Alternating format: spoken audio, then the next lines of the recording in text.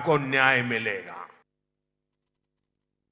ലോക്സഭാ തെരഞ്ഞെടുപ്പ് തീയതികൾ നാളെ പ്രഖ്യാപിക്കും. നാളെ വൈകിട്ട് 3 മണിക്ക് മാധ്യമങ്ങളെ കാണുമെന്ന് തെരഞ്ഞെടുപ്പ് കമ്മീഷൻ അറിയിച്ചു. വിവിധ ഘട്ടങ്ങളിലായി രാജ്യത്തെ 543 ലോക്സഭാ മണ്ഡലങ്ങളിലേക്കാണ് തെരഞ്ഞെടുപ്പ് നടക്കുക.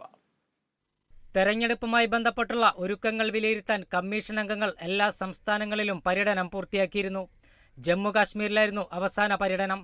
ആന്ധ്ര, അരുണാചൽ പ്രദേശ്, ഒഡീഷ, സിക്കിം നിയമസഭകളിലേക്കുള്ള തെരഞ്ഞെടുപ്പും ഇതിനൊപ്പം പ്രഖ്യാപിക്കും. കാശ്മീർ തെരഞ്ഞെടുപ്പിന്റെ കാര്യത്തിലും തീരുമാനമുണ്ടാകാൻ സാധ്യതയുണ്ട്. തെരഞ്ഞെടുപ്പ് കമ്മീഷനിലെ പുതിയ അംഗങ്ങളായി ഗ്യാനേഷ് കുമാർ, സുഖ്ബീർ സിംഗ് സന്ധു എന്നിവർ ഇന്ന് ചുമതലയേറ്റു. തുടർന്ന് മുഖ്യ തെരഞ്ഞെടുപ്പ് കമ്മീഷണർ രാജീവ് കുമാറിന്റെ നേതൃത്വത്തിൽ നടന്ന ചർച്ചകൾക്ക് ശേഷമാണ് ശനിയാഴ്ച വാർത്താ സമ്മേളനം നടത്തുമെന്ന് അറിയിച്ചത്. ലോകത്തെ ഏറ്റവും വലിയ ജനാധിപത്യ രാജ്യത്തെ തെരഞ്ഞെടുപ്പ് നടത്തുന്നതിനായി പൂർണ്ണ സജ്ജമായെന്ന് കമ്മീഷൻ അംഗങ്ങൾ ചുമതലയേറ്റതിനു പിന്നാലെ ഔദ്യോഗിക എക്സ് പ്ലാറ്റ്ഫോമിലൂടെ അറിയിച്ചു. കഴിഞ്ഞ തവണ മാർച്ച് 10-നാണ് ലോക്സഭാ തെരഞ്ഞെടുപ്പ് തീയതി പ്രഖ്യാപിച്ചത്. ഏപ്രിൽ 11 മുതൽ മെയ് 19 വരെ 7 ഘട്ടങ്ങളിലായിട്ടായിരുന്നു വോട്ടെടുപ്പ്. മെയ് 23-ന് ഫലപ്രഖ്യാപനവും നടത്തി.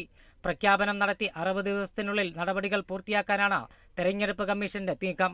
7-8 ഘട്ടങ്ങളായി തെരഞ്ഞെടുപ്പ് നടത്താനും സാധ്യതയുണ്ട്. News desk, Kerala vision news.